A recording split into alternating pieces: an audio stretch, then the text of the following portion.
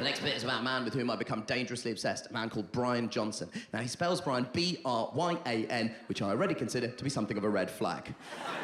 Now, he's a billionaire. He founded a company, sold it to a different company, and now he's a dollar billionaire. And he doesn't have a job anymore. He spends all of his time and $2.5 million a year on something he does that he calls a rejuvenation program. He is trying to reverse the aging process, and it's good that there are people vaguely nodding at the front, because if people in the audience haven't heard of him, it sounds like I made him up.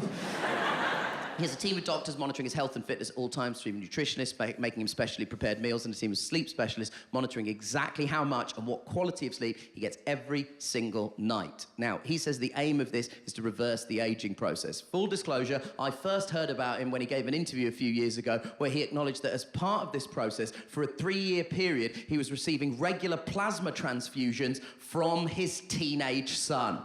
Now, he says the short-term goal is to reverse the aging process, but the long-term goal is to defy death.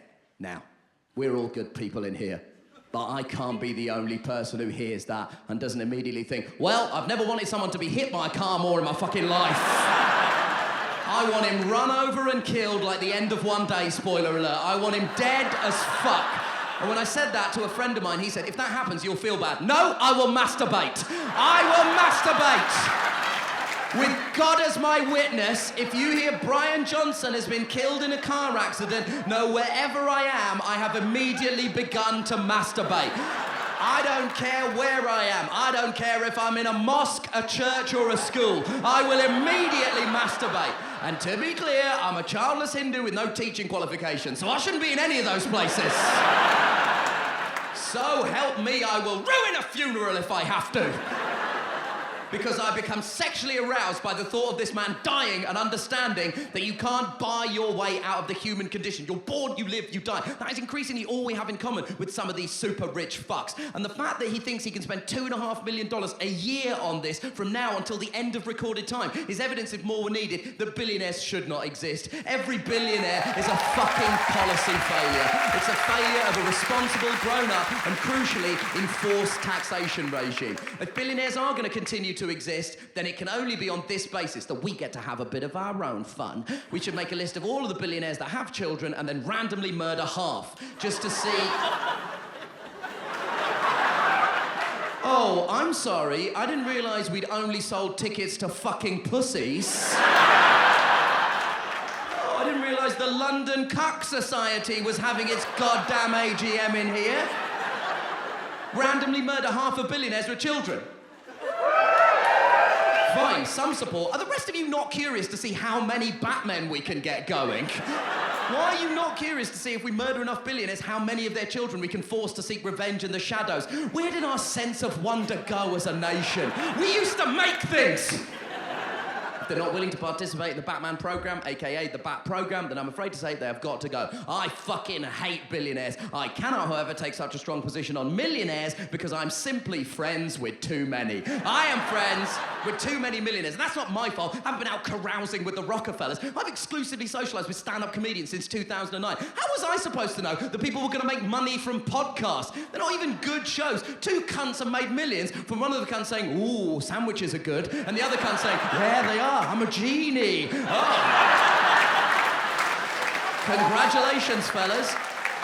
You've identified that people think food is good and like to talk about it. Why not have another dump truck filled with money in an afternoon with Robert De Niro? By all means. And the thing that annoys me most about Brian Johnson is he's not special, is he? He's not the first person who discover we're gonna die and then think, well, that's bad. We're all constantly consumed by thoughts of our own mortality, right? Hello? Hello? Guys, is this relatable material? You know what it's like sometimes when you're out at a party and you're having a good time and you're suddenly crushed by an overwhelming wave of sadness as it occurs to you that one day everyone at that party, including you, will be dead. Hello? Is this relatable material? You just had your head in your hands.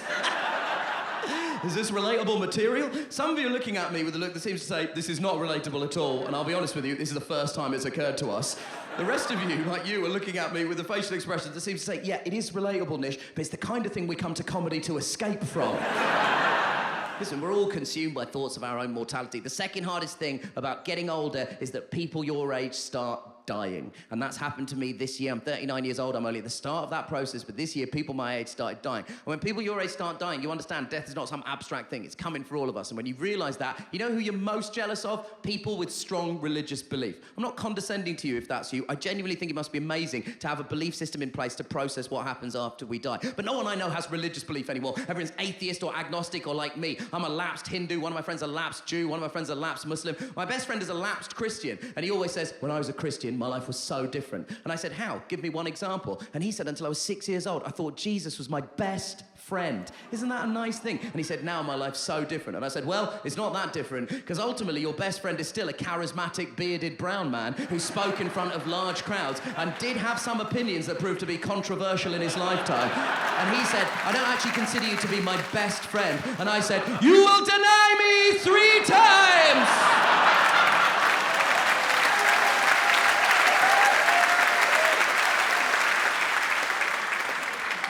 I'm a cheeky little boy saying I like Jesus.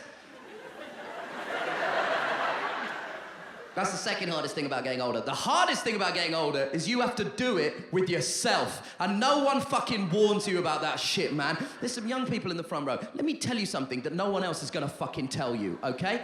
Aging, here's all aging is. It's looking in a mirror and seeing the same stupid piece of shit, make the same mistakes over and over again, year after year, and refuse to improve. And that audible intake of breath you can hear is everyone over 35 observing the accuracy of that as an observation. And the only reason I'm warning you about it is no one else is going to tell you, because you know what they're going to tell you? Oh my God, the hardest thing about aging is that you have to do it with someone else. No! The hardest thing is you have to do it with yourself. People always say to me, oh my God, it must be so hard for you, because I've been in a relationship for 13 years. And occasionally people say, oh my God, that must be hard. Listen, it's not without its challenges. Sometimes it can be hard to present yourself as a sexual prospect to someone who 4 hours earlier you said this to. Can you just check and see if it's a hemorrhoid? Like, that is hard. It turns out it wasn't. I was just wiping too hard, right? That is hard. But at the end of the day, I still like my girlfriend. I don't like myself. I still enjoy spending time with my girlfriend. I still like talking to my girlfriend. I don't, in low moments, contemplate killing my girlfriend. I still enjoy sex with my girlfriend. Listen, I do still masturbate, but at this point, there's no sexual component, and it's purely a way of managing my anxiety. Every time I have masturbated in the last 12 months, the initial thought was, I'm gonna die soon, I better knock one out. And that is the way it's gonna be for the rest of my life unless someone runs Brian Johnson over with their fucking car. Please! The person I relate to most from all of human existence is, you know, in the ashes of Pompeii, they just found one guy just on his back holding his dick. That is the most relatable person that has ever lived. And occasionally scientists will say, we can't know he was masturbating. We know he was masturbating. What could be more fundamentally human than in AD 79 looking out of your window and seeing a river of fire come towards you and just thinking, one more for the road.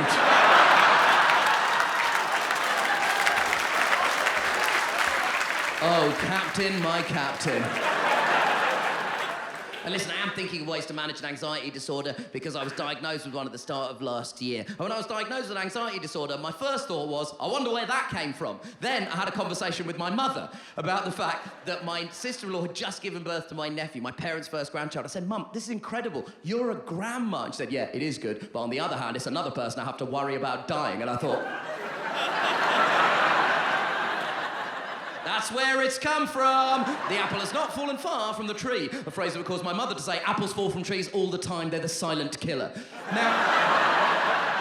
Now look, I'm trying to manage my mental health problems in the healthiest way possible, because I can't do what all my friends are doing, which is just managing them by taking drugs. All my friends are just taking marijuana and magic mushrooms. And look, I know that these things have medicinal properties, but the reality is this: my friends did loads of drugs in their teen years, 20s, and early 30s, when you're supposed to do them. I did fuck all drugs. I have a macro dose, so I can't now micro dose. They know what drugs are useful for them and what amounts they need to do in a way that's medically helpful. And I've done fuck fuck all drugs. Listen, I have smoked weed, but so much less weed than you think I have based on my haircut, beard, and taste in music. And apart from that, the only other drug I've taken is MDMA, which I've taken on 2 separate occasions at music festivals. The first time was in 2012. I was with my friend Liz. I thought, Liz is going to take it. And then when she was taking it, she said, listen, okay, I'm not pressuring you to take this MDMA, but if you take it, I will look after you. And I thought, I've known Liz a long time. I really trust Liz. This is as good a time as any for me to try this. So I took the MDMA. Within 5 minutes of me taking the MDMA, I would say Liz regretted that offer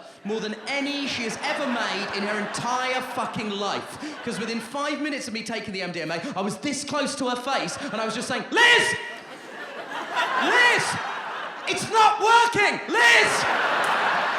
It's not working! Liz! I think I've broken drugs! I kept shouting, I think I've broken drugs, with my pupils the size of saucepans. Imagine being in Liz's position and trying to come up on MDMA while a man who looks like a fire-damaged waxwork of comedian Jason Mantzoukas is repeatedly screaming the phrase, I think I've broken drugs. And the second time I took it, I did have a better time, but only because my friend and girlfriend dusted it into my beer like giving a dog deworming medication. And apart from that, I have done no other drugs. I have never taken cocaine, which I imagine will be a great source of relief to every single person in this room, because no one has got to this point in the show and is thinking, this guy needs to do some cocaine. I actually think he would benefit from talking faster and more intensely about himself, his opinions, and his emotions. Never taken cocaine, never going to. You can't start taking cocaine at 39. No story that ends well involves the sentence, and at the dawn of his 40s, he embraced the cane.